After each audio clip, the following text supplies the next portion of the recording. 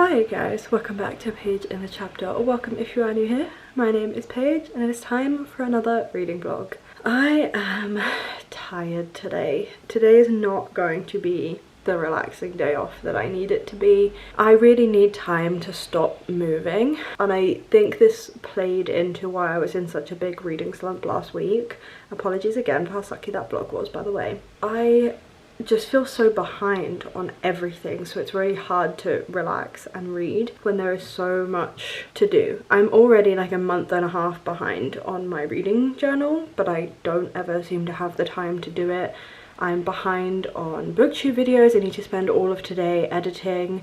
I missed an upload because I'm that far behind, but I'm almost glad of that because it means that I don't have to add filming a video to my to-do list today. So I need to edit a video, upload a video, make the thumbnail. Jack and I are massively behind on household chores that we need to do, so we've said that today will be a cleaning day. I'm behind on laundry. I've got one load in, but I've got 2 more loads that I need to do today. Like, I am overwhelmed and I really need time to stop moving. But I have a very highly anticipated book that I'm going to be reading today, and that is The Fake Mate by Lana Ferguson. I was waiting for my Fairy Loot edition to come in before I read this, but I've seen a lot of people kind of say that if you enjoyed Bride and feel like you're in a bit of a book hangover from Bride, then The Fake Mate is the next place to go. I'm not expecting this to be as good as Bride, but hopefully, because this is also a paranormal romance, this is like a werewolf romance, that this will kind of scratch the itch a little bit. So yes, the issue I was having last week was that nothing was really tempting me.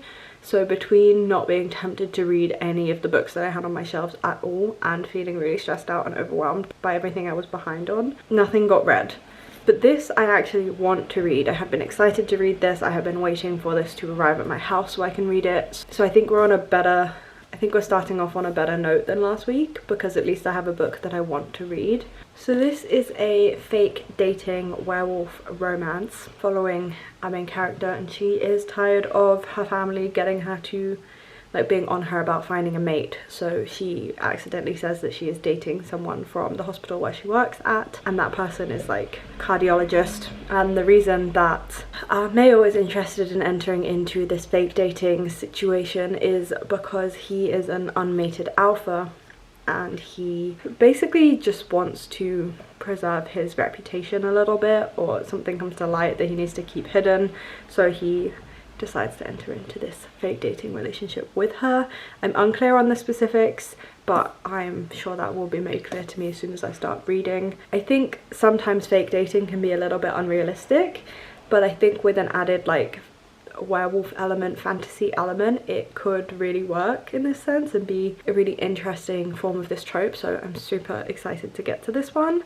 And yeah, I will be starting this today, hopefully, if I have time around my editing and laundry and general chores. So yeah, I'm just popping in to start the vlog, and I will catch up with you once a lot of my other stuff that needs to get done is done. I'm not going to be able to sit down and read until that is done because it is really stressing me out, but hopefully it won't take as long as I'm predicting it will take, and I will be with you and reading as soon as possible. Hi guys, good evening.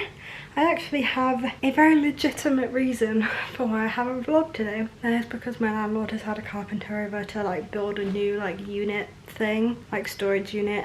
So there has been a lot of drilling and stuff going on today, and the carpenter was literally here from 8 until 5. So by the end of the day I was starting to feel overstimulated. I didn't have to socialize with him all day, but there was still a guy just in my house all day, so I wasn't relaxed, you know. So yeah, that's why I haven't vlogged today, because a lot of background noise and also stranger in my home. But I've read so much of this book. I am 242 pages into The Fake Mate. I love this. I can see why this is being recommended to people who enjoyed Bride. Not only does it have the fake dating element to go with Bride's Marriage of Convenience, and not only is it a paranormal romance with a werewolf character, the thing that's in Bride, you know what thing I'm talking about, that's also in this book, so I can see why people are recommending it based on that. I don't think this is as polished as Bride, and I think this one is a little bit long-winded. Like Bride had the added like political elements, like a more fleshed out fantasy side, and the political elements that really drove the story forward and made it interesting to read outside of the relationship. This one is structured much more like a contemporary romance in that it is solely focused on these two people falling in love, and they kind of just happen to be werewolves. So it's a little bit more long-winded, and I'm kind of getting to the point where I'm like, okay, I think the story can be done now. So I probably won't be giving this 5 stars the way I did Bride, but I still think that this is a really good book. I'm looking forward to more books from Lana Ferguson, especially if they continue to be paranormal, which I think they are. And this is definitely a really good option if you enjoyed Bride. I think this is the next step, and the next book to go to if you're in like a serious book hangover. Very happy that I picked this up. Will be recommending this. I'm having a great time with this. I also have a feeling that there will be a third act conflict. I also have a feeling I know exactly what the conflict is going to be, but we will see how that plays out and what happens. So yeah, I'm basically just gonna sit here and finish this. I'm pretty sure I can get this finished tonight. Yeah, obviously we'll be keeping you updated. I'm quite like sweaty and gross because I did a workout when I finished work. I've been feeling very drowsy today, so I just thought I would get a workout in, feel a little bit better about myself. It's been a long day and I really just want to curl up with the fake mate now and get this finished, see what I'm sure will happen. Hopefully it gets dealt with in a fun way. I'm actually really I want to see the epilogue now. Really like these characters. I really like them together. I really like Noah. I think Noah could be a possible new book boyfriend for me. And yeah, I just want to see these two have a happily ever after now.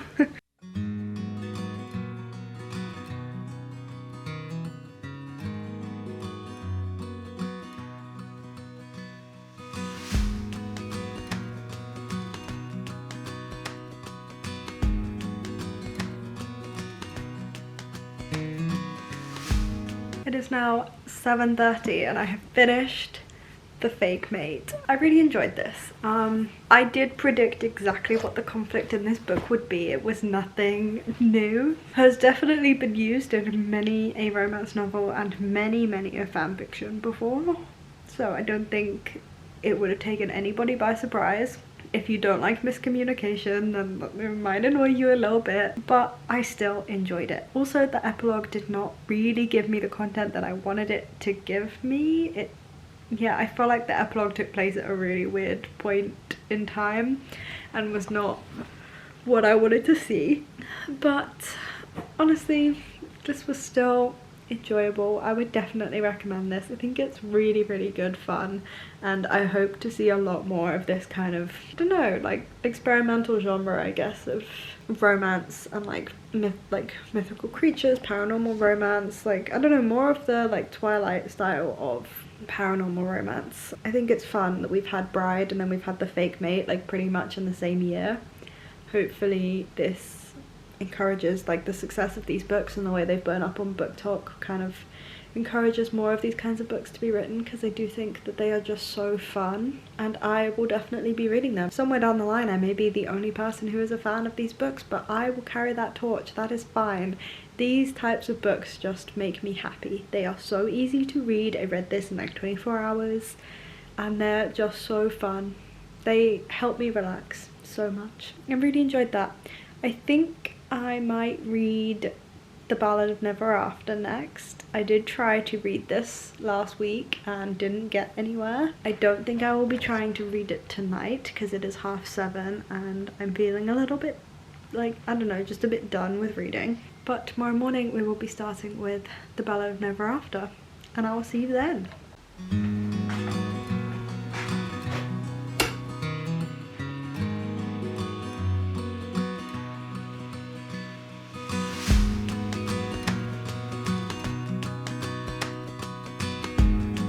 I have not had enough of a chance to read today.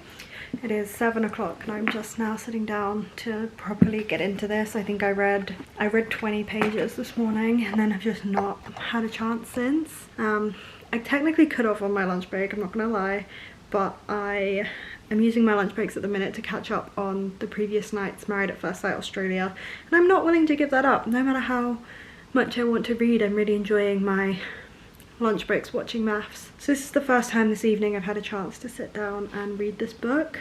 I'm hoping to get about an hour in and make enough progress that I can consider myself into this book. This is now my second chance reading this book, and last time I felt slumpy before I had a chance to get into it. This time I'm really struggling a little bit to get into it, and I'm hoping if I just sit here and like not force myself, but if I just sit here and I'm like, okay, I'm gonna read this, hopefully it will click and I will get into it. The book picks up exactly where Once Upon a Broken Heart leaves off, and I'm kind of ready to like move on. I want to see more of Evangeline interacting with Jax. I understand that I'm only 20 pages in, so I cannot be critiquing this aspect yet because I probably just haven't got there, but I would like to see more of these two interacting. And yeah, honestly, Jax is my favourite character in this series. I know he's kind of like the villain and he doesn't really do things in an ethical manner, but I just think he brings so much to the plot, and I really like him as a character, and I want to see how it all turns out. So I'm going to sit here and actually get into this book and hopefully catch up with you in an hour or so, when I can hopefully, fingers crossed, say that I am into this book and loving it. I read 100 pages of The Ballad of Never After. I can't say that I am invested in this book still. It's okay. I think the first one was so much better than this. This doesn't really feel like it's gripping me the way the first one did. I'm not gonna DNF it though. I'm gonna power through and I'm gonna get to the end. I don't think I will be finishing it today, but maybe tomorrow. But first, I was not able to catch up on maths during my lunch break because I had therapy on my lunch break. So I'm gonna spend an hour and watch maths now, because it's just really good fun and I'm absolutely loving this season of maths. I feel really invested in the people that are on it this season, so I've been looking forward to watching it all day, and I feel like on a therapy day it is a reward that I should grant myself. And then I'll spend whatever time I have left this evening reading The Ballad of Never After. I still don't have much to say about it other than it seems to be okay when I'm reading it. I seem to be getting through pages quite quickly, but as soon as I put it down I have no interest to pick this back up again. I'll catch up with you in a little bit.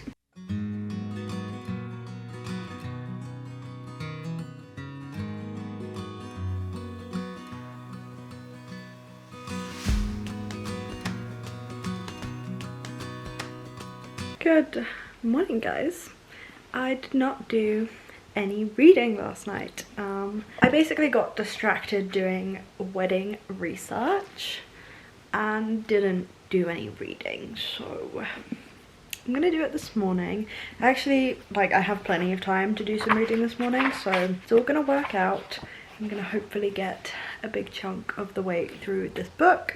Obviously my lunch break will be maths again, but the morning can be The Ballad of Never After.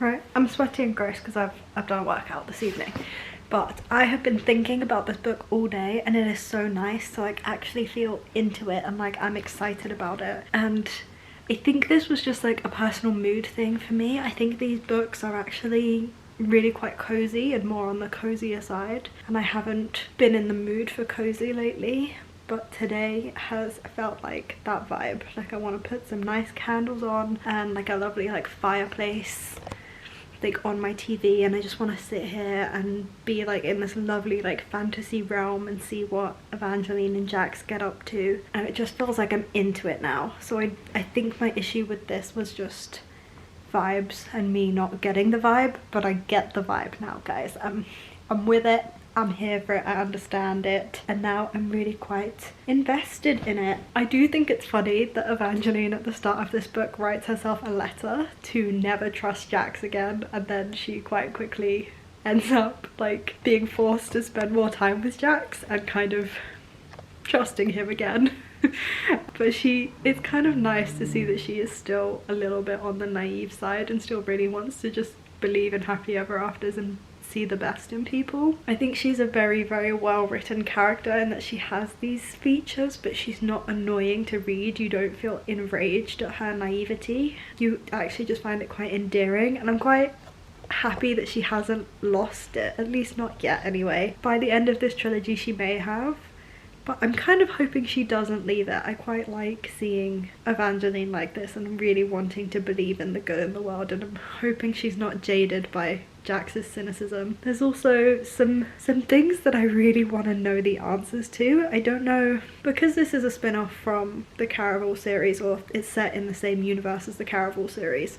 I've only read the first book in the Caraval series, and that was a good 3 years ago now, and I never continued with the rest of it.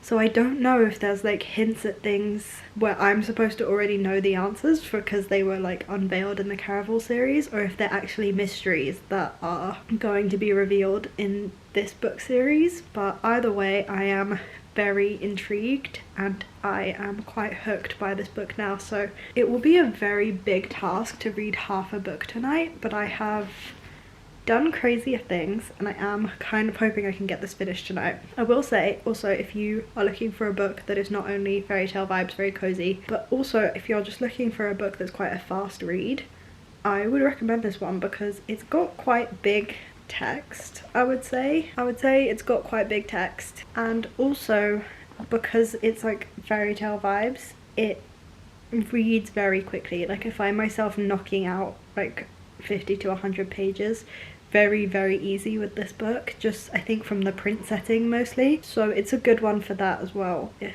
you are just really looking for an easy read, both in terms of mentally easy and also speed of reading, then I think this is a really good recommendation for that. And I'm glad that I gave this book another chance because I'm now having a really good time with it, and yeah, happy that my brain didn't ruin this one for me. This ending, I need some time to process what happened. I mean, oh my god, I can understand why everyone went feral when the third book came out, because how do you end a book on that note? I need to process.